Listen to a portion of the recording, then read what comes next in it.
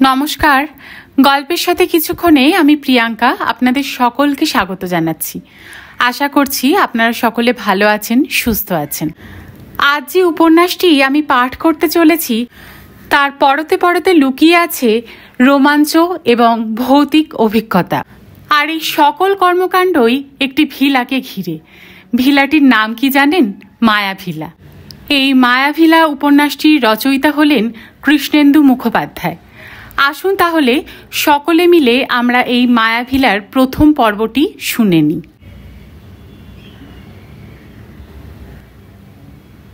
গোড়ার কথা। না না না না, दुनिया को खुद से अलग करके रख लूँगा तुझको मैं हक करके। आई वाना से यू मैं ता रहना सोनिए तेरे नाल नाल नी। তীব্র নাদে গানটা বাজছে, এত জোরে যে পাশে দাঁড়ানো লোকটার সঙ্গে চিৎকার করে কথা বলতে হচ্ছে। সঙ্গে ফ্লোরের ওপর চঞ্চল ঝিকমিকে সাইকোডেলিক লাইট সব শরীরগুলোকে ছুঁয়ে ছুঁয়ে যাচ্ছে। মাঝে মাঝে সাদা হিমশীতল ধোঁয়া মাটি ফুঁড়ে বেরিয়ে অস্পষ্ট করে দিচ্ছে চারদিক। তার মধ্যে উদ্দাম নেচে চলেছে ছেলে মেয়েগুলো। এই আবহেই দেবরাজ বোধহয় একমাত্র সঙ্গীহীন অবস্থায় চুপ করে কোনায় একটি সোফায় বসে আছে। কিছুদিন আগে পার্ক স্ট্রিটে একটা কাজে এসেছিল দেবরাজ। কাজটা মিটতে মিটতে দুপুর হয়ে গিয়েছিল। পার্ক স্ট্রিট মেট্রো স্টেশনের একপাশে কয়েকটা স্ট্রিট ফুডের দোকান আছে। সেখানেই দুপুরে সংক্ষিপ্ত খাবারটা সারছিল। হঠাৎ করেই সেখানে দেখা হয়ে গিয়েছিল পথ চলতি দৈপায়নের সঙ্গে। আরে দেবরাজ, তুই এখানে? দৈপায়নেরই আগে চোখে পড়েছিল দেবরাজকে। কলেজ ছাড়ার প্রায় 4 বছর পর দৈপায়নের সঙ্গে দেখা। কলেজ ছাড়ার সময় যেমন দেখতে ছিল, এখন দেখতে অনেকটাই বদলে গিয়েছে। চকচকে একটা ঘষা মাজা মাজা চেহারা, দামি ব্র্যান্ডেড শার্টের কলার থেকে টাই ঝুলছে, পায়ে চকচকে জুতো। কোথায় আছিস এখন? প্রশ্নটা প্রায় দুজনেই একসঙ্গেই করে উঠেছিল।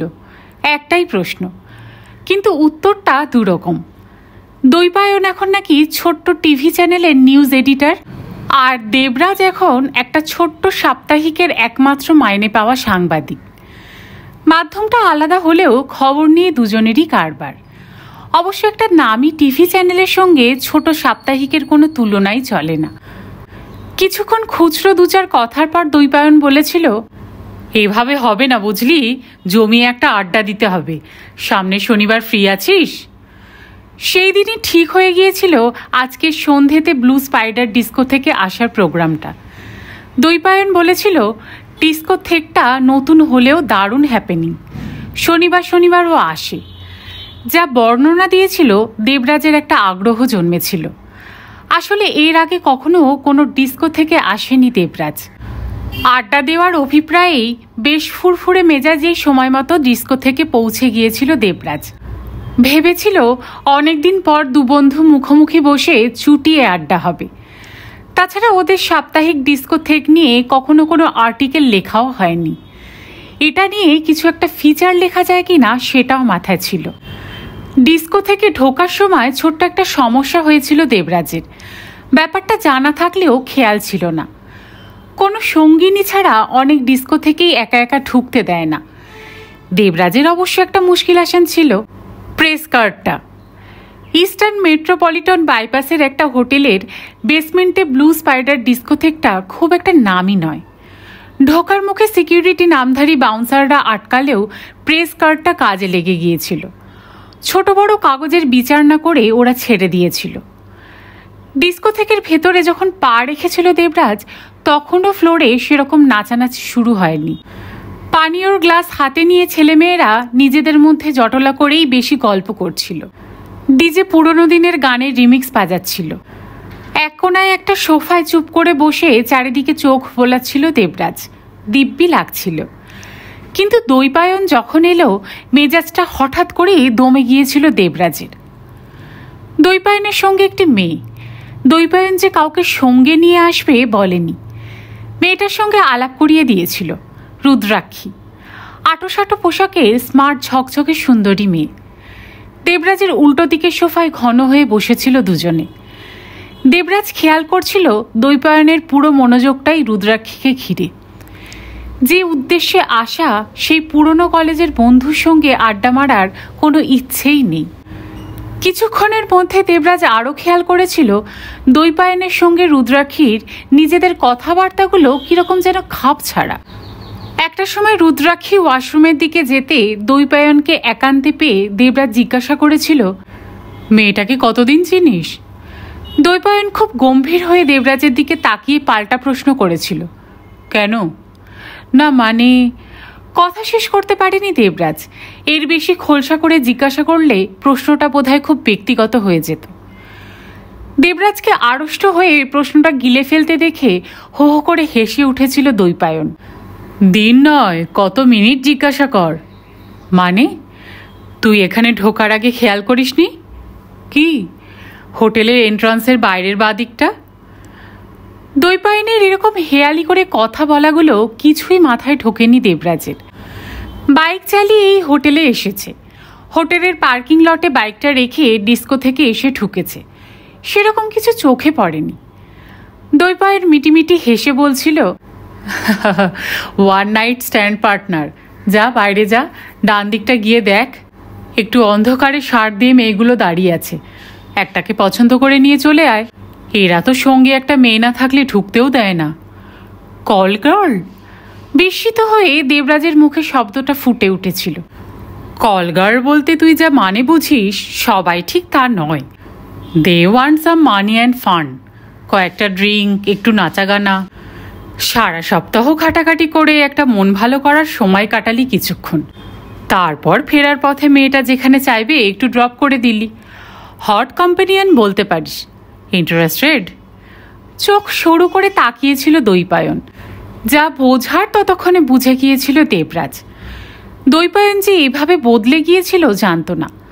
দীর্ঘশ্বাসটা গোপন করে বলেছিল, না, ইউ ক্যারি অন। ততক্ষণে রুদ্রাক্ষী ফিরে এসেছিল। দ্বৈপায়ন হাত তুলে ওয়েটারটাকে ডেকেছিল। তারপর দেবরাজের দিকে তাকিয়ে জিজ্ঞাসা করেছিল, হুইস্কি চলে তো? না। তার মানে তুই কি এখানে মিল্কশেক খেতে এসেছিস? খিলখিলিয়ে হেসে উঠেছিল রুদ্রাক্ষী। তাতে গলা মিলিয়ে দ্বৈপায়ন বলেছিল, আমার মেমারি কিন্তু হাতির মতো স্ট্রং। কলেজের ফেয়ারওয়েলের দিন তুই 8 বোতল বিয়ার খেয়েছিলি। দেবরাজকে আর কিছু বলার সুযোগ না দিয়ে দ্বৈপায়ন ওদের জন্য হুইস্কি আর দেবরাজের জন্য বিয়ারের অর্ডার দিয়ে দিয়েছিল।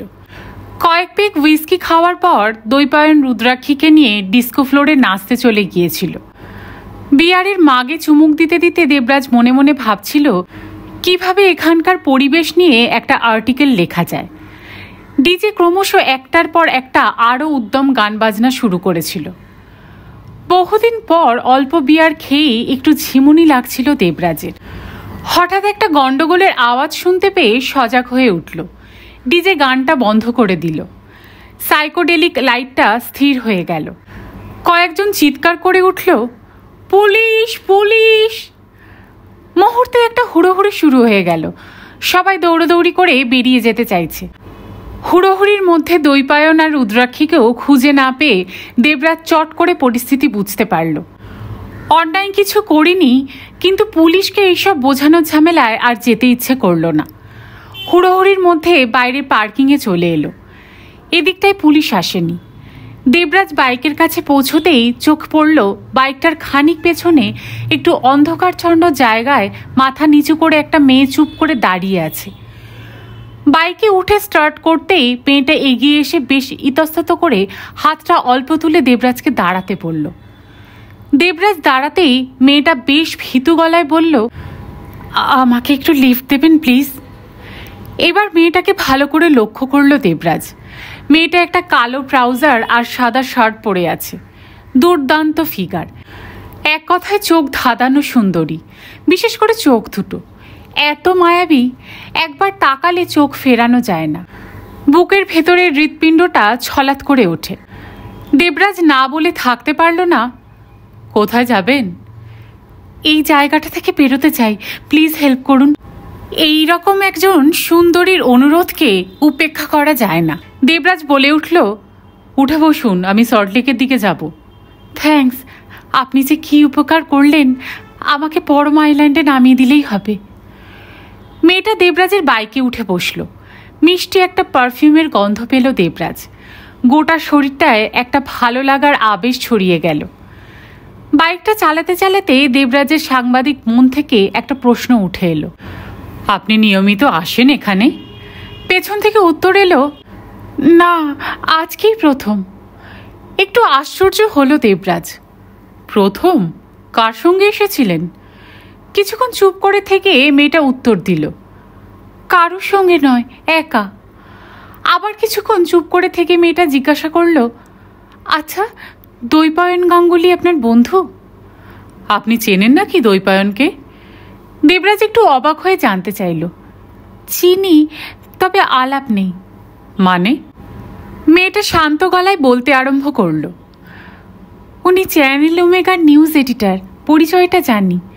একটা ব্যাপারে ওর সঙ্গেই দেখা করতে এসেছিলাম, কিন্তু দেখলাম উনি ওর বান্ধবীকে নিয়ে আর আপনাকে নিয়ে খুব ব্যস্ত। বিরক্ত করিনি, অপেক্ষা করছিলাম যদি বেরোনোর সময় দেখা হয়। তারই মধ্যে পুলিশের রেড শুরু হলো। উনিও ওর বান্ধবীকে নিয়ে বেরিয়ে গেলেন, আর কথা বলার সুযোগ হলো না। এইরকম একটা সুন্দরী মেয়ে একা এই রাত্রে একটা ডিস্কোথেকের বাইরে দৈপায়নের সঙ্গে দেখা করতে কেন দাঁড়িয়েছিল? বেশ জোরালো লাগলো ব্যাপারটা। তবে আজ সন্ধেতে দৈপায়নকে যা দেখেছে তাতে এইটুকু বুঝেছে কলেজের সেই বন্ধুটা অনেক বদলে গিয়েছে। মেয়েটা যেন দেবরাজের মনের কথাটা বুঝে গেল। নিজের থেকেই বলতে শুরু করলো, ভাবছেন কেন দেখা করতে এসেছিলাম? একটা খবরের ব্যাপারে, যদি উনি ওর চ্যানেলে খবরটা করেন। আসলে শনিবার রাত্রেই আমি একটু সময় পাই। আচ্ছা, ওই যে গানটা বাজছিল, মেহতা রহেনা সোনিয়ে তেরে নাল নানলি, ভালো লাগছিল আপনার গানটা?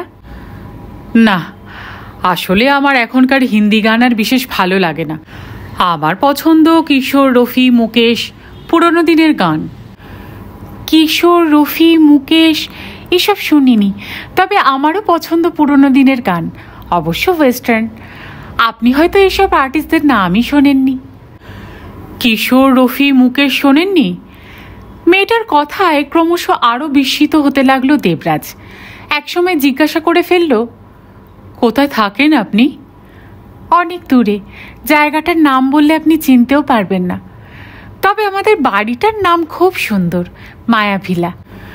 আচ্ছা, আমি কোথায় থাকি জিজ্ঞাসা করছেন কেন? আপনি আমাকে বাড়ি পৌঁছে দিতে চান? আমি অবশ্য দৈপায়ন গাঙ্গুলিকে আমাদের বাড়ি মায়াভিলাতেই নিয়ে যেতাম খবরটার জন্য। আপনি এলেও খুব ভালো লাগবে।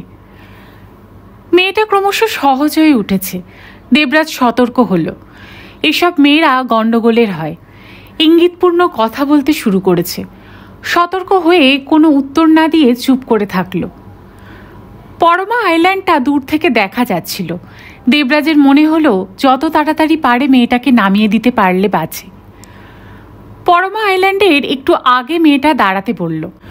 অন্ধকারের মধ্যেই নেমে গিয়ে বলল, থ্যাঙ্কস। মেয়েটার মায়াবী চোখ দুটো আর একবার দেখে কিছুক্ষণের জন্য যাবতীয় সতর্কতা ভুলে গেল দেবরাজ। ঈষৎ হেসে বলল, নো মেনশন। আপনিও তো সাংবাদিক। কি করে বুঝলেন? দেবরাজ আবার অবাক হলো আপনার বাইকের প্রেস স্টিকারটা দেখে। আপনিও অবশ্য আমার খবরটা নিয়ে আপনার কাগজে লিখতে পারেন। তাই বলছিলাম, আমার বাড়িতে এলে আমারও উপকার হবে, ভালোও লাগবে। দেবরাজ হেসে উঠল, কোথায় দৈপায়ন আর কোথায় আমি? দৈপায়নের স্যাটেলাইট চ্যানেল, গোটা পৃথিবীতে ওর ভিউয়ারশিপ, আর আমার লোকাল একটা সাপ্তাহিক। এই সপ্তাহ সল্টলেক থেকে আমাদের সম্পাদক মশাই শখ করে বের করেন, মেরে কেটে 250 সার্কুলেশন, যে কোনো দিনই উঠে যাবে। দৈপায়নের সঙ্গে কথা হলে আপনার কথা বলবো। আপনার নামটা? মায়া। মেয়েটা মিষ্টি হেসে বলল, আপনি খুব ভালো মানুষ, কাজের কোনো ছোট বড় হয় না। আমার মন বলছে আমাদের আবার দেখা হবে। মায়াভিলা? মেয়েটার বাড়িটা তার মানে ওরই নামে? সল্টলেকের দিকে যেতে যেতে দেবরাজের মন জুড়ে গেঁথে থাকলো মায়ায় পাগল করে দেওয়া মুখটা। মনে হতে লাগলো মায়া যেন এখনো বাইকের পেছনে আছে। মাতাল করা পারফিউমের গন্ধটা আসছে নাকে। মনটা আবার ফুরফুরে হয়ে গেল। সকাল থেকে ঝিরঝিরে বৃষ্টি শুরু হয়েছিল। আকাশটাও যেন সেই থেকে ঘন কালো মেঘে অন্ধকার হয়ে আছে। এখন সময়ের আগেই বিকেলটা মুড়িয়ে ঝুপ করে অন্ধকার হতে আরম্ভ করেছে। ওয়াইল্ড ড্রিমস আনলিমিটেডের প্রোডাকশনের ম্যানেজার শ্যামল বড়ুয়া উসখুস করে আর একবার আকাশের দিকে তাকিয়ে স্ক্রিপ্ট রাইটার রমেন পোদ্দারকে বললেন, ও মশাই, অনেক তো হলো, এবার কিন্তু এই মায়াভিলা থেকে বেরোতেই হবে। আসার সময় নিজের চোখেই তো দেখলেন রাস্তাটা কাঁচা। গোবিন্দ তখন থেকে বলছে এরপর জল দাঁড়িয়ে অন্ধকারে গাড়ি আটকে গেলে মহা মুশকিলে পড়ব। রাতটা তখন এখানেই কাটাতে হবে। রমেনবাবু নাকের ওপর চিপে চোখ বন্ধ করে মায়াভিলার দোতলার একটি ঘরে বেতের আরাম কেদারায় বসেছিলেন। মান্ধাতা আমলে চেয়ারটা বেতের বুনট আলগা হলেও এখনো বসার মতো, মোটামুটি মজবুত। দুপুরের পর থেকে ফিরে যাওয়ার তাড়াটা শুধু শ্যামল বড়ুয়া একা দিচ্ছে না, একতলা থেকে ড্রাইভার গোবিন্দও দিচ্ছে। এবার একটা উত্তর দিতে হয়। চোখ বোঝা অবস্থাতেই রমেনবাবু মন্তব্য করলেন, তাহলে তো ভালোই হয়, গল্পটা পুরো দানা ভেদে যাবে। মানে? শ্যামল বড়ুয়া বিরক্ত হয়ে চেয়ার ছেড়ে উঠে দাঁড়ালো। আপনি ঠিক কি বলতে চাইছেন বলুন তো? সেই কোন সকালে এসেছি, দুপুরে খাওয়া দাওয়া ঠিক মতো হলো না, এই বিশ্রী ওয়েদার, আর আপনার এখনো ভাবনা শেষ হলো না? আরে মশাই, অত ভাবার কি আছে? আমার তো মাথায় ঢুকছে না। লিখছেন তো এই জায়গাটার উপর একটা সিনেমার স্ক্রিপ্ট, তার গল্পের প্লটটা তো আপনাকে সাপ্লাই করাই আছে। রমেনবাবু এবার চোখ তুলে চাইলেন। শ্যামল বড়ুয়া একদিকে ঠিক কথাই বলছে, প্লট নিয়ে ভাবার কিছু নেই, চরিত্রগুলো বাঁধা। শুধু প্লট থেকে চরিত্রগুলোকে ধরে ধরে স্ক্রিপ্টটা ডেভেলপ করে দিতে হবে। একই প্লট থেকে দুজন মানুষ আলাদা আলাদাভাবে গল্পের বিস্তার করতে পারে। ভাবনাটা সেখানে খুব গুরুত্বপূর্ণ। আসলে প্লট থেকে গল্পের দানা কখন জমে উঠবে কেউ বলতে পারে না, একমাত্র লেখকরাই ব্যাপারটা বুঝতে পারে। আর এই বাড়ির মধ্যে আশ্চর্য এক অনুভূতি আছে। গত 3 দিন ধরে প্লটটা নিয়ে রমেনবাবু নিজেকে বাড়িবন্দি করে নাগাড়ে ভেবেছেন। ভাবতে ভাবতে কোথাও খেই হারিয়ে যাচ্ছিল, কোথাও বা ঠিক দানা বাঁধছিল না। আজকে এখানে এসে অদ্ভুত এক উপলব্ধি হচ্ছে। মনে হচ্ছে এই বাড়িটা মায়াভিলার ওপর প্রডিউসারের তৈরি করে দেওয়া গল্পের প্লটটায় কিছু একটা যেন গন্ডগোল আছে। আসল গল্পটা একটু অন্যরকম হওয়া উচিত। চোখ বুঝলেই সেই গল্পটা মনের মধ্যে একটু একটু করে ফুটে উঠছে। এই জায়গাটায় বসে গল্পটা নিয়ে আরেকটু ভাবলেই খাপে খাপে দাঁড়িয়ে যাবে স্ক্রিপ্টটা। পুরো গল্পটা সিন বাই সিন যেন মনের ভেতর ভেসে উঠছে। শ্যামল বড়ুয়া কোনো লেখক নয়, একটা সিনেমা কোম্পানির প্রোডাকশন ম্যানেজার। রমেনবাবু মনে মনে ভাবলেন, ছেলেটা এই অনুভূতির কথা আর কি বুঝবে, সব সময় যেন নিজের মতলবে আছে। বছর 30 বয়স হবে, ছেলের ধাতে ধৈর্য নামক বস্তুটি নেই, সব সময় ছটপট করছে। নেহাত প্রডিউসার সৈকত সান্যাল ঠেলে রমেনবাবুর সঙ্গে পাঠিয়েছেন বলে ঠেলায় পড়ে এসেছে, নইলে শ্যামল বড়ুয়া কখনোই এখানে আসতো না। তবে অস্বীকার করা যাবে না, জায়গাটা এমনিতেই পেয়ারা। আসার সময় রমেনবাবু খেয়াল করেছেন মায়াভিলায় পৌঁছতে শেষ গ্রামটা পড়েছে অন্তত 1 কিলোমিটার আগে। সেই গ্রাম ছাড়িয়ে তারপর কিছুটা জঙ্গলের মধ্যে দিয়ে মেঠো রাস্তা, গাড়িতে কোনো ক্রমে আসা যায়। রাস্তাটা এই বাড়ির পাশ দিয়ে কোথায় চলে গিয়েছে জানা নেই। সকালে এই বাড়িটার একতলায় ঘরগুলো ঘুরতে ঘুরতে রমেনবাবুর গাটা কয়েকবার ছমছম করে উঠেছিল। মনে হয়েছিল গল্পের সব চরিত্রগুলো যেন গতকাল রাত্রেও এই বাড়িতেই ছিল। তারা যেন কিছুক্ষণের জন্য বাড়ির বাইরে গিয়েছে, যে কোনো সময় ফিরে আসবে। সিঁড়ি দিয়ে উঠে দোতলায় এই একটি মাত্র ঘর খোলা। ভেতরের বাকি ঘরগুলোতে দেখতে যাওয়ার জন্য একমাত্র দরজাটায় একটা তালা ঝুলছে। খুব ইচ্ছে করছে দোতলার বাকি ঘরগুলো দেখতে। তালাটা কম্বিনেশন লকের, অর্থাৎ নম্বর মিলিয়ে তালাটা খুলতে হবে। রমেনবাবু বেশ কয়েকটা নম্বর মিলিয়ে মিলিয়ে চেষ্টা করেছিলেন, কিন্তু ঠিক কম্বিনেশনটা হয়নি বলে তালাটা খুলতে পারেননি। একবার অবশ্য শ্যামলকে বলেছিলেন তালাটা ভাঙার জন্য। শ্যামল কিছুতেই রাজি হয়নি, বলেছে পুলিশের পারমিশন না পেলে কোনো তালা ভাঙা যাবে না, কোনো অকারণ ঝুটঝামেলায় যেতে চায় না। এছাড়া স্ক্রিপ্টের সিনগুলো লিখতে গিয়ে শুধু ইনডোর অর্থাৎ বাড়ির ভেতরটা নয়, আশপাশের বাইরেটাও দেখা দরকার আউটডোরের সিনগুলো লেখার জন্য। এই কথাটাও শ্যামলকে বলেছিলেন। বৃষ্টিটা তখন থেকেই টিপটিপ করে পড়ছিল, তার সঙ্গে স্যাঁতস্যাঁতে এলোমেলো হাওয়া। শ্যামল বড়ুয়া কথাটাকে পাত্তাই দেয়নি, খানিকটা তাচ্ছিল করে বলেছিল, আপনার মশাই সিনেমা করা নিয়ে কোনো অভিজ্ঞতা নেই, তাই এসব কথা বলছেন। এইসব আর্ট ডিরেক্টর ক্যামেরাম্যানেরা ঠিক করবেন। এই যে সামনে জঙ্গলটা দেখছেন, আপনার স্ক্রিপ্টে এই জঙ্গল নিয়ে কোনো সিন থাকলেও তার শুটিং হয়তো হবে শান্তিনিকেতনে, আর পেছনের পুকুরটার সিন বারাসাতে। আমাদের আর্ট ডিরেক্টর মৃগাঙ্কদার কাজ আপনি দেখেননি। দরকার পড়লে টালিগঞ্জের মধ্যে এই মায়াভিলার ভেতরটা যা তৈরি করে দেবে তফাৎ করতে পারবেন না। আপনি আপনার কাজটা ঝটপট শেষ করুন।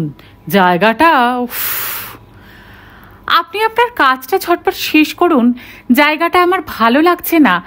কথাটা এখানে আসার পর থেকেই শ্যামল বড়ুয়া বারবার বলছে। সত্যি, কলকাতা থেকে আনা শুকনো প্যাকেট লাঞ্চ ছাড়া খাওয়া দাওয়া আর কিছুই হয়নি, চা পর্যন্ত নয়। রমেনবাবু জানেন কাজটা তাড়াতাড়ি শেষ করার জন্য সৈকত সান্যালের কাছ থেকেও একটা ডেডলাইন আছে, আর্টিস্টদের ডেট নেওয়া আছে। এই জায়গাটায় দ্বিতীয়বার আর আসার সময় পাবেন না। একটু ইতস্তত করে শ্যামল বড়ুয়াকে বললেন, একটা কথা জিজ্ঞাসা করব?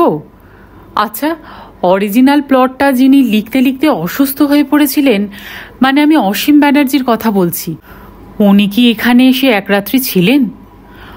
অসীম ব্যানার্জির ব্যাপারে কোনো কথা বলার ব্যাপারে অতিরিক্ত সতর্ক থাকে শ্যামল বড়ুয়া। আবার একরাশ বিরক্তি ছড়িয়ে বলল, জানি না। আমার কেমন যেন মনে হচ্ছে ভেতরের ঘরগুলো দেখার জন্য উনি তালাটা খুলতে পেরেছিলেন। ধুত্তরি, ওহ মশাই, আপনার সেই ঘুরে ফিরে এক কথা। অসীম ব্যানার্জি এসে থাকলেও এই তালার কম্বিনেশন নম্বর পাবেন কোথায়? মাথা ঝাঁকাতে থাকলেন রমেনবাবু। আমার মনে হচ্ছে গল্পটা একটু বদলাতে হবে, বিশেষ করে এই বাড়ির মালিক আর বাচ্চা মেয়েটার চরিত্র দুটো। শ্যামল বড়ুয়া মাছি মারার মতো হাতটা নড়িয়ে রমেনবাবুকে থামিয়ে দিয়ে বলল, কোনো চেঞ্জ হবে না, সান্যাল সাহেব বলে দিয়েছেন। অসীমবাবু পাকা লেখক, আপনি নতুন। সান্যাল সাহেবের বলে দেওয়া গল্পের লাইন ধরে স্ক্রিপ্টটা লিখতে না পারলে একটা জিনিস বলছি আপনাকে, ফিল্ম ইন্ডাস্ট্রিতে কিন্তু স্ক্রিপ্ট রাইটারের অভাব নেই। তামিল, মালায়ালাম, তেলেগু ভাষা না বুঝে ডিভিডি দেখে সব গল্প বুঝে যাচ্ছে মশাই, আর আপনি একটা গোদা বাংলায় বলা গল্প বুঝতে পারছেন না। অনেক হয়েছে, চলুন এবার। অসীমবাবুর প্লটটা কলকাতার বাড়িতে শুয়ে বসে সারা রাত্রি ধরে যত খুশি ভাববেন।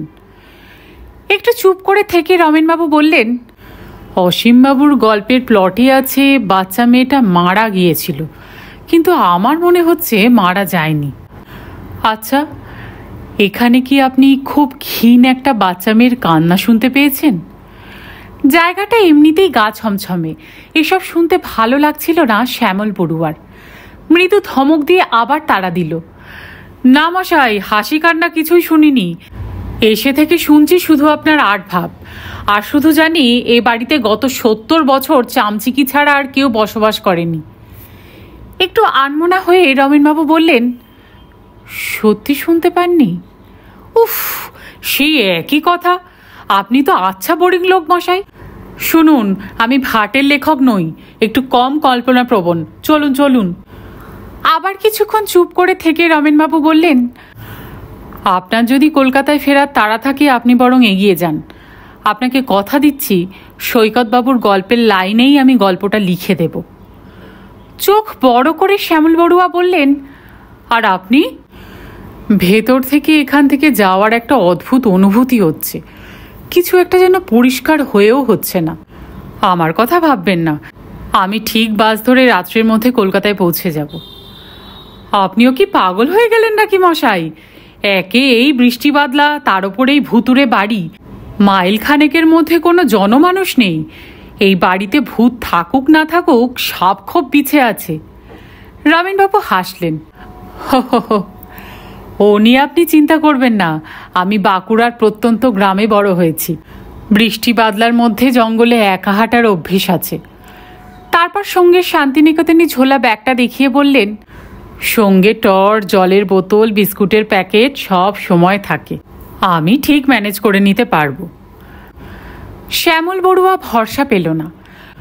রমেনবাবু এখানে একা একা থেকে হার্ট ফেল করেন বা সাপের কামড়ে মারা যান, সৈকত সান্যাল মাথা কাটবেন। আরেকবার ছটফট করে উঠল শ্যামল বড়ুয়া। ব্যাপারটা সৈকত সান্যালকে জানিয়ে রাখা উচিত। অভ্যাস মতো পকেট থেকে মোবাইল ফোনটা বার করলো। তারপরই খেয়াল হলো এখানে মোবাইল টাওয়ারের এক দাঁড়িয়েও সিগন্যাল নেই সেই সকাল থেকে। মাঝে মাঝেই আকাশে বিদ্যুতের ঝিলিক খেলছে। বৃষ্টিটা বাড়ছে। পাল্লা দিয়ে শ্যামল বড়ুয়ার ছটফটানিটাও আরও বাড়ল। বৃষ্টিটা আরও জোরে আসার আগে রমেনবাবুকে বুঝিয়ে সুঝিয়ে বের করে নিয়ে যেতে হবে। কিন্তু রমেনবাবুও যেন পণ করে বসে আছেন, কিছুতেই এখন যাবেন না। এমন সময় করাত করে একটা বাজ পড়ল, আর তারপরেই বৃষ্টির তোড়টা হঠাৎ করে আরও বেড়ে গেল। ড্রাইভার গোবিন্দ নিচের থেকে ওপরে উঠে এসে সাফ জানিয়ে দিয়ে গেল, আমি আর থাকবো না এখানে, আপনাদের যে যাবেন চলুন, যে থাকবেন থাকুন, আমি গাড়িতে গিয়ে স্টার্ট দিচ্ছি। বাইরে যেটুকু আলো ছিল সেটুকুও মরে গেল, আর মায়াভিলার ভেতরটা তো পুরো অন্ধকার হয়ে গেল। রমেনবাবু শান্তিনিকেতনের ছোলা ব্যাগটা থেকে একটা মোমবাতি বার করে টেবিলের ওপর বসিয়ে জ্বালানোর চেষ্টা করতে থাকলেন। বাইরে থেকে আসা এলোমেলো হাওয়ায় কিছুতেই মোমবাতির শিখাটা বাগে আনতে পারছিল না। শ্যামল বড়ুয়া সেটা দেখে কড়া গলায় বলে উঠল, এই তাহলে আপনার শেষ কথা? মোমবাতির শিখাটা হঠাৎ করেই যেন দপ করে জ্বলে উঠল। শ্যামল বড়ুয়ার কড়া গলায় রমেনবাবুও গম্ভীর হয়ে উঠেছিলেন। মোমবাতির কাপা হলদেটে আলোয় সেই মুখটা আরও যেন গম্ভীর দেখালো। শ্যামল বড়ুয়া দেখল রমেনবাবুর চশমার কাচে মোমবাতির শিখার পেছনে চোখের মণি দুটো আশ্চর্য রকমের স্থির। শুধু তাই নয়, চশমার কাচে দেখা যাচ্ছে শ্যামল বড়ুয়ার পিঠের দিকের দরজাটা। সেখানে যেন খুব আবছাভাবে ফুটে রয়েছে কিছু একটা।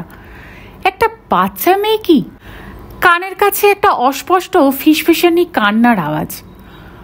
অদ্ভুত একটা গলায় রমেনবাবু বললেন, আমি হয়তো অসীমবাবুর মন গড়া গল্পের চেয়েও ভালো একটা গল্পের স্ক্রিপ্ট লিখে দিতে পারি।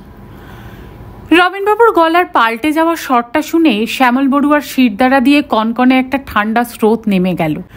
চুলোয় যায় প্রোডাকশন ম্যানেজারের চাকরি, প্রাণটা আগে। আর একটা কথাও না বলে হুড়মুড় করে নিচে নেমে এলো শ্যামল বড়ুয়া। ঝড়ের গতিতে গাড়িতে উঠে গোবিন্দকে বলল, চল। গোবিন্দ শ্যামল বড়ুয়াকে একা দেখে অবাক। জানতে চাইল, আর রাইটার বাবু? মরুক, যা খুশি করুক, তুই এক্ষুনি এখান থেকে বেরিয়ে চল। গোবিন্দ গাড়ি স্টার্ট করলো, কিন্তু কৌতূহলের বশে লুকিং গ্লাস দিয়ে একবার মায়াভিলাটা দেখা আটকাতে পারল না। চোখে পড়ল দোতলার খোলা বারান্দাটা। এই অন্ধকারেও একটা সিলুইট। মনে হচ্ছে বারান্দায় বেরিয়ে এসে বৃষ্টি মাথায় নিয়ে স্থির হয়ে দাঁড়িয়ে আছেন রাইটার বাবু। রাইটার বাবু তো, নাকি অন্য কেউ? কোনো মহিলা? পাশে যেন পুতুল কোলে একটা বাচ্চা মেয়ে। গায়ে কাঁটা দিয়ে উঠল। চোখটা সামনের দিকে ফিরিয়ে গাড়ি চালাতে মন দিল গোবিন্দ। বিড়বিড় করে বলল, রাম রাম, কখন থেকে আপনাদের বলছি এবার চলুন, একে কাঁচা রাস্তা, ঝড় বাদলায় একটা গাছের ডাল পড়লেই। গোবিন্দকে কথা শেষ না করতে দিয়ে শ্যামল বড়ুয়া ধমকে উঠল, আহ, অলক্ষণে কথা বলিস না, তাড়াতাড়ি চালিয়ে হাইওয়েতে ওঠ। বৃষ্টির তোড়টা ক্রমশ বেড়ে গেল। ওয়াইপারটা ফুল স্পিডে চালিয়েও উইন্ডস্ক্রিনে জল কাটছে না। কাঁচা রাস্তাটা জলে ধুয়ে মুছে আছে, তার ওপর জঙ্গল। হেডলাইটের আলো দুটো যেন মিইয়ে পড়েছে। নার্ভ শক্ত করে গোবিন্দ যতটা পারছে স্পিড তুলে গাড়ি চালাচ্ছে। মাত্র 1 কিলোমিটার রাস্তা, তারপর গ্রাম পড়বে, লোকালয়। কিন্তু এই 1 কিলোমিটারকেই মনে হচ্ছে 100 কিলোমিটার। সাবধানে রাস্তাটুকু পেরোতে গিয়েও মনে মনে আর একটা যে শঙ্কা করেছিল সেটাই হয়ে গেল। গাড়ির একটা চাকা ধূপ করে পড়ে গেল একটা নরম কাদার গাড্ডায়। এখন স্পিড বাড়ানোর চেষ্টা করা মানে চাকাটা আরও গাড্ডায় গেড়ে বসে যাবে। তখন আর কিছুতেই গাড়িটা গাড্ডা থেকে বার করা যাবে না। শ্যামল বড়ুয়া উদ্বিগ্ন গলায় বলে উঠল, কি হলো? চাকাটা গাড্ডায় পড়েছে। তাহলে গাড়িটা পেছন থেকে ধাক্কা দিয়ে ঠেলে তুলতে হবে। শ্যামল বড়ুয়া টেনশনে মুখ খারাপ করে বলল, শালা দেখে চালাতে পারিস না? অন্য সময় হলে গোবিন্দ সহ্য করতো না, কিন্তু এখন ঝগড়ার সময় নয়। বলল, এই জন্যই কখন থেকে বলছিলাম চলুন, এবার গ্যাঁট মেরে বসে না থেকে গাড়ি থেকে নামুন, দুজনে মিলে পেছন থেকে ঠেলে গাড়িটাকে আগে গাড্ডা থেকে তুলি।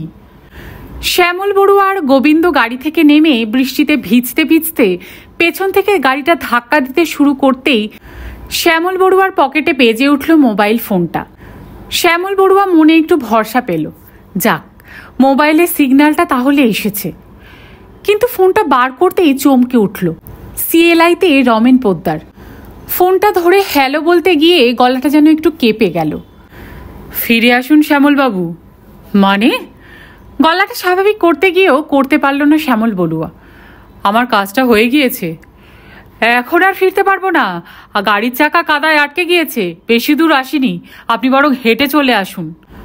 নার্ভাস গলায় কোনো রকমে কথাগুলো বলল শ্যামল বড়ুয়া, কিন্তু কথাগুলো যেন শুনেও শুনলেন না রমেনবাবু। অদ্ভুত গলায় বলতে থাকলেন, তালাটার কম্বিনেশন নম্বরটা পেয়ে গিয়েছি, তালাটা খুলতে পেরেছি, সব পরিষ্কার হয়ে গিয়েছে আমার কাছে। আর ওদের ছেড়ে আমি যেতে পারবো না। ওরা আমাকে আসল গল্পটা বলে দিয়েছে। আপনাদের কাছে মায়াভিলা নিয়ে গল্পটায় ভুল আছে। আমি সত্যিটা জেনে গিয়ে পুরো স্ক্রিপ্টটা লিখে নিয়েছি। আপনি কাগজগুলো এসে নিয়ে যান। এর মধ্যে পুরো স্ক্রিপ্ট লেখা হয়ে গেল? আপনাকে বললাম না গল্পের কোনো চেঞ্জ হবে না। কথাটা বলতে গিয়েও শ্যামল চুপ করে গেল। গলার ভেতরটা ভীষণ শুকনো লাগছে। ফোনের ওদিক থেকে খুব ক্ষীণ আওয়াজ ভেসে আসছে, একটা বাচ্চা মেয়ের খিলখিল করে হাসির শব্দ। গোবিন্দ তিতিবিরক্ত গলায় বলে উঠল, কি হলো দাদা, ফোনটা পরে করবেন, ছাড়ুন এখন। একটা ঘোরের মধ্যে ফোনটা ছেড়ে দিল শ্যামল বড়ুয়া। খেয়াল করল মোবাইলটাতে এখনো সিগন্যালের একটা দাড়িও নেই। তাহলে মোবাইলে কলটা এলো কি করে? আর বাচ্চা মেয়েটার হাসির শব্দ? কিন্তু এসব এখন ভাবার সময় নেই। এখন যত দ্রুত সম্ভব এই জায়গাটা থেকে চলে যেতে হবে। এরপর গাড়িটাকে অল্প ঠেলতেই গাড্ডা থেকে উঠে এলো চাকাটা। 15 মিনিটের মধ্যে হাইওয়েতে ওঠা পর্যন্ত আর কোনো বিপত্তি হলো না। এবার তুমি কোনো বড় কাগজে চেষ্টা করো দেবরাজ, উদাস গলায় বললেন Sudhanya Chowdhury.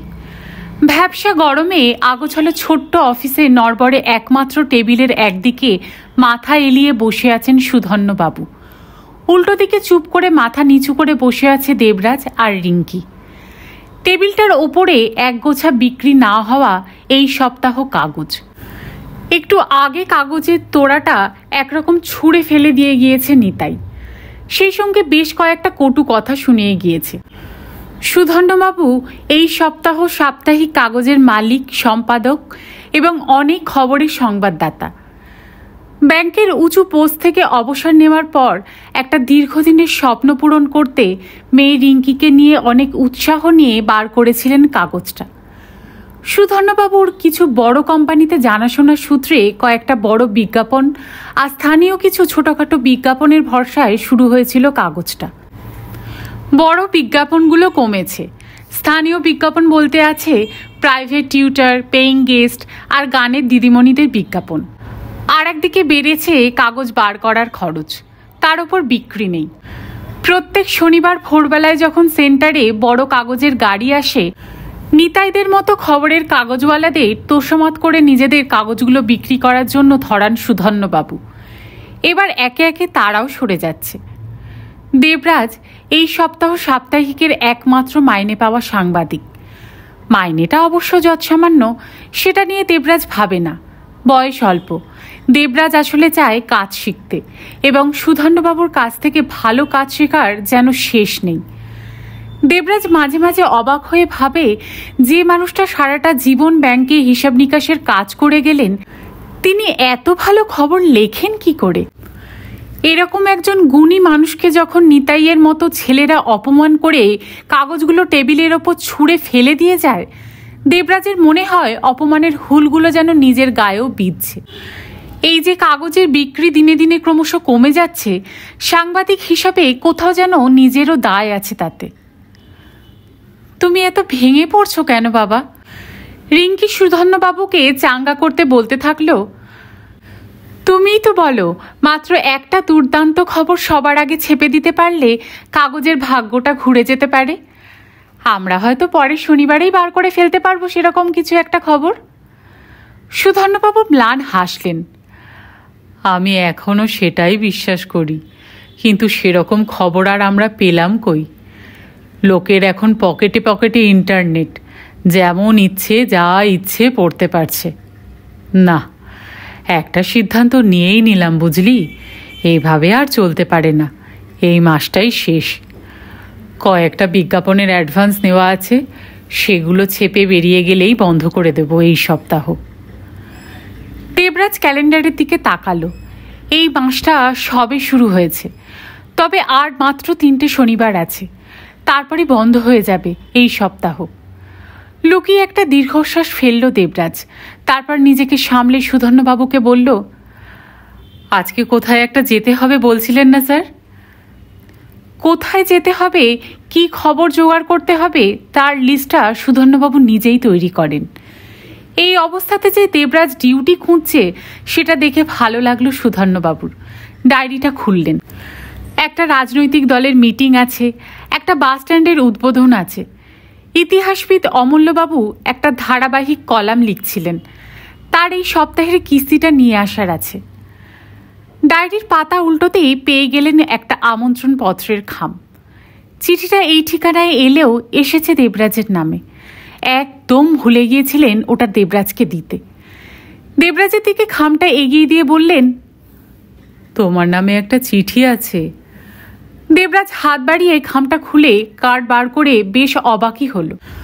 Wild dreams unlimited বলে একটা সিনেমা কোম্পানির প্রযোজক সৈকত সান্যাল একটা বড় হোটেলের ব্যাঙ্কুয়েটের প্রেস কনফারেন্স ডেকেছেন। প্রেসকে ডেকে তারা তাদের আগামী সিনেমার মায়াভিলার ব্যাপারে ব্রিফিং দিতে চায়, আর গানের সিডি লঞ্চ হবে। অবাক হলো দুটো কারণে। প্রথমত, এই সপ্তাহ এত ছোট কাগজে কেউ প্রেস কনফারেন্সে কার্ড দিয়ে ডাকে না। আর দ্বিতীয়ত, মায়াভিলা নামটা। কয়েকদিন আগে শনিবারের রাত্রের ঘটনাটা মনে পড়ল। সেই মেয়েটা মায়া, সেই মেয়েটাও বলেছিল মায়াভিলায় থাকে। অবশ্য জায়গাটা বলেনি। নামের মিলটা কাকতালীয়ও হতে পারে। মেয়েটার মুখটা কিছুতেই ভুলতে পারেনি দেবরাজ। এখন রাত্রে শুয়ে চোখ বন্ধ করলেই মেয়েটার মুখ ভেসে ওঠে, বিশেষ করে মায়াবী চোখ দুটো। সার্থক নাম মায়া। দেবরাজ সেই শনিবারের কথা বা মায়ার কথা সুধন্যবাবু বা রিঙ্কিকে কিছু বলল না। কার্ডটা পড়ে দেখার জন্য বাড়িয়ে দিল সুধন্যবাবুর দিকে। সুধন্যবাবু কার্ডটা দেখেই বলে উঠলেন, সৈকত সান্যাল তোমাকে ইনভাইট করেছেন? চেনেন নাকি? সৈকত সান্যাল হচ্ছেন একজন নামকরা সিনেমার প্রডিউসার। ভদ্রলোকের সঙ্গে আমার পরিচয় আমি যখন চাকরি করতাম তখন থেকে। আমাদের ব্রাঞ্চের সঙ্গে বিজনেস ছিল। বেশ কিছু হিট সিনেমা হয়েছে ওর প্রোডাকশন থেকে। কয়েকদিন আগে একজনের কাছে শুনেছিলাম ভদ্রলোকের হঠাৎ খেয়াল চেপেছে এবার একটা ভৌতিক সিনেমা প্রযোজনা করবেন। এটা মনে হচ্ছে সেই সিনেমারই প্রেস কনফারেন্স। দেবরাজ বলল, আশ্চর্য, আপনার এত পরিচিত আর কার্ড পাঠালেন আমার নামে? সুধন্যবাবু ঝুঁকে দেবরাজের কাঁধটায় চাপড় দিয়ে বললেন, এর মানে হচ্ছে তোমার একটা নিজের পরিচিতি তৈরি হচ্ছে। যাও ঘুরে এসো। I am very happy Debraj. Saikat সান্যালকে আমার বেস্ট উইশেস জানিও। রিঙ্কি সুধন্যবাবুর হাত থেকে কার্ডটা নিয়ে দেখে বলে উঠল, হ্যাঁ তুই যা না দেবরাজ। সিনেমার প্রেস কনফারেন্স মানে বড় বড় সেলিব্রিটিদের দেখতে পাবি। গানের সিডি লঞ্চ আছে, তাই গিফটও পেতে পারিস। আর সবশেষে হাইটি তো থাকবেই। সুধন্যবাবু কিছুক্ষণ চুপ করে থেকে বললেন, তবে দেবরাজ, এটা কিন্তু নিছক একটা সিনেমার প্রেস কনফারেন্স, আর হাইটি পার্টি নাও হতে পারে। বিশ্বস্ত সূত্রে আমার কাছে খবর আছে এই সিনেমাটা তৈরির পেছনে একটা গণ্ডগোলও আছে। দেবরাজ আর রিঙ্কি উৎসুক হয়ে উঠল। সুধন্যবাবু একটু জল খেয়ে শুরু করলেন, তোমাদের যা বললাম, সৈকত সান্যালের হঠাৎ খেয়াল চেপেছে এবার একটা ভৌতিক সিনেমা প্রযোজনা করবেন। সৈকত নিজের সিনেমার গল্পের ব্যাপারে খুব খুঁতখুঁতে বলে নিজেই ভূতের গল্প বাঁচতে বসেছিলেন। কিন্তু একের পর এক গল্প পড়েও সিনেমা করার জন্য কোনো জুৎসই গল্প ঠিক মনের মতো পাচ্ছিলেন না। উনি চাইছিলেন একটা নতুন ধরনের বা অন্যরকম প্যারানর্মাল গল্প, যাতে একটু ঐতিহাসিক ছোঁয়া থাকবে। অবশেষে ওকে সেরকম এক গল্পের সন্ধান দিয়েছিলেন একজন, অসীম ব্যানার্জি। অসীমবাবু টালিগঞ্জের একজন পরিচিত গল্পকার, স্ক্রিপ্ট রাইটার, হয়তো শুনে থাকবে। অনেক হিট সিনেমার গল্প স্ক্রিপ্ট লিখেছিলেন। উনি একদিন কথায় কথায় সৈকত সান্যালকে একটা গল্প শুনিয়েছিলেন, যা নাকি আসল সত্যিকারের প্যারানর্মাল গল্প। সৈকত সান্যালের খুব পছন্দ হয়ে গিয়েছিল গল্পটা। অসীমবাবুকে বলেছিলেন ওই সত্যিকারের প্যারানর্মাল গল্প অবলম্বনে চটপট স্ক্রিপ্টটা লিখে ফেলতে। অসীমবাবু বলেছিলেন যে জায়গাটা নিয়ে গল্পটা, সেখানে উনি দু একদিন ঘুরে আবহাওয়াটা বুঝে এসে লিখে ফেলবেন ফাইনাল স্ক্রিপ্টটা। অন্যদিকে টালিগঞ্জের প্রথম সারির অভিনেতা অভিনেত্রীদের গল্পের সারাংশটুকু শুনিয়ে গল্পের চরিত্রগুলোতে অভিনয়ের জন্য ডেট বুক করে শুটিংয়ের তোড়জোড়ও শুরু করে দিয়েছিলেন সৈকত সান্যাল। এরকম সময় একদিন খবর পাওয়া গেল অসীমবাবু হঠাৎ করে সাংঘাতিক অসুস্থ হয়ে মানসিক হাসপাতালে ভর্তি হয়েছেন। অসীমবাবুর কথা একেবারে অসংলগ্ন, কোনো কথার কোনো মানে করা যাচ্ছে না। এর সঠিক কারণ কোনো অনুমান করতে পারছেন না ডাক্তাররা। শুধু একটা সন্দেহ করছেন, কোনো কিছুতে মারাত্মক ভয় পেয়েছিলেন অসীমবাবু। ফিল্ম ইন্ডাস্ট্রিতে একটা খবর মৃদু চাউর হলো, প্যারানর্মাল গল্পটা লিখতে গিয়েই নাকি অসীমবাবুর এই দশা হয়েছে। অন্যদিকে অসীমবাবুর এই অবস্থা হওয়াতে সৈকত সান্যালেরও মাথায় হাত পড়ল। অসীমবাবুর বাড়ি থেকে শুধু উদ্ধার করতে পারলেন স্ক্রিপ্টের কাজ যতটুকু করতে পেরেছিলেন সেই কাগজগুলো। সেইটুকু পড়েই সৈকত সান্যালের মনে হয়েছিল গল্পের লাইন ধরে দিব্যি কাজটা এগিয়ে নিয়ে যাচ্ছিলেন অসীমবাবু। এদিকে এখন কার্ডটা দেখে বুঝেছি সিনেমাটাও হচ্ছে, তাই নিয়েই প্রেস কনফারেন্স। সুতরাং খবর করার মতো একটা গন্ধ আছে। রিঙ্কি জিজ্ঞাসা করল, তোমার তো হাজারটা খবর পাওয়ার সোর্স আছে, এই খবরটা কোথা থেকে পেলে?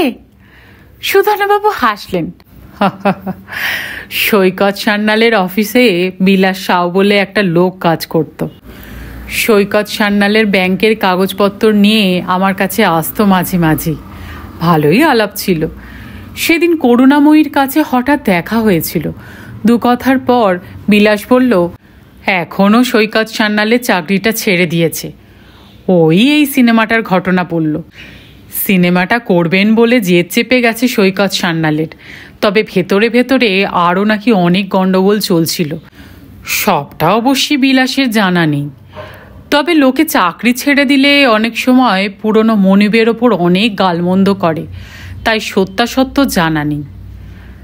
দেবরাজ আনমনা হয়ে জিজ্ঞাসা করল, মায়াভিলা জায়গাটা কোথায়? বিলাস যেটুকু বলেছিল তাতে মনে হয় ডায়মন্ড হারবার ছাড়িয়ে কাকদ্বীপের দিকে যেতে কোথাও একটা হবে জায়গাটা। হাইওয়ে থেকে অনেকটা ভেতরে ঢুকে একটা পরিত্যক্ত দোতলা বাড়ি। বাড়ির 1 কিলোমিটারের কাছাকাছি নাকি কোনো জনবসতি নেই। আশেপাশে গ্রামের লোকেরা ওটাকে হানাবাড়ি বলে। দিনের বেলাতেও পারতপক্ষে কেউ মায়াভিলার দিকে পা মারায় না। বিলাসের কথা সত্যি হলে বিস্ময়কর ব্যাপার হচ্ছে, মায়াভিলা পরিত্যক্ত হলেও একেবারে ভগ্নস্তূপ নয়। শোনা যায় মায়াভিলাকে 3বার আগুন লাগিয়ে ধ্বংস করার চেষ্টা করা হয়েছিল, কিন্তু আশ্চর্যের ব্যাপার সেরকম কিছু ক্ষতি হয়নি বাড়িটার দরজা জানালার মোটামুটি ঠিক আছে। ভেতরে দামি সেগুন কাঠের আসবাবপত্র আছে, এমনকি কিছু বাসনপত্রও আছে। হয়তো হানাবাড়ি বলে অপবাদ আছে বলে চোরও কখনো চুরি করতে মায়াভিলায় ঢোকে না। এই বাড়িটায় শেষ কবে মানুষ বসবাস করেছে সে নিয়েও আশেপাশের গ্রামে নানান মতভেদ আছে। তবে সকলের কথা এক করে অনুমান করা যায় যে গত 70 বছর এই বাড়িতে অন্তত কেউ বসবাস করেনি। মায়াভিলাতে ভূতের উপদ্রব কীরকম সেই নিয়েও অনেক জনশ্রুতি আছে। সৈকত সান্যালের সিনেমার গল্পটাও নাকি সেরকমই একটা জনশ্রুতির ওপর ভিত্তি করে। যাকগে, প্রেস কনফারেন্সটা এনজয় করার পাশাপাশি তুমি ভালো করে সব খোঁজ খবর নিয়ে দেখো এই সপ্তাহর শেষ সংখ্যার জন্য মায়াভিলাকে নিয়ে একটা ইন্টারেস্টিং স্টোরি খাড়া করতে পারো কি না। শেষ করলাম কৃষ্ণেন্দু মুখোপাধ্যায়ের একটি উপন্যাস মায়াভিলার প্রথম পর্ব। গল্প পাঠ আপনাদের কেমন লাগছে আমাকে কমেন্ট করে প্লিজ জানাবেন। আর যদি ভালো লাগে তাহলে ফ্রেন্ডস আর ফ্যামিলির সাথে একটু শেয়ার করে দেবেন। চ্যানেলে যদি আজকে নতুন এসে থাকেন তাহলে প্লিজ চ্যানেলটাকে সাবস্ক্রাইব করে নেবেন। এরকম নতুন নতুন আরও গল্প নিয়ে আমি চলে আসবো আমাদের এই চ্যানেলে। মায়াভিলার দ্বিতীয় পর্ব আসতে চলেছে আগামীকাল। গল্প শোনার জন্য আপনাদের সকলকে অসংখ্য ধন্যবাদ।